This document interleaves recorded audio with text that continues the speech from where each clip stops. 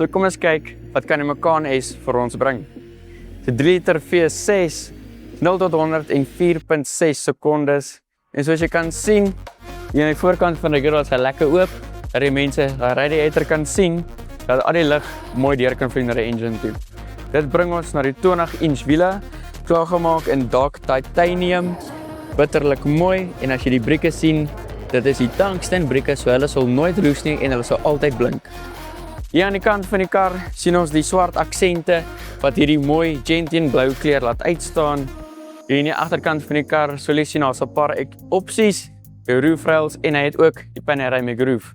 Dit bring ons na die vlerkie agter op die kar, klaargemaak in high polished black.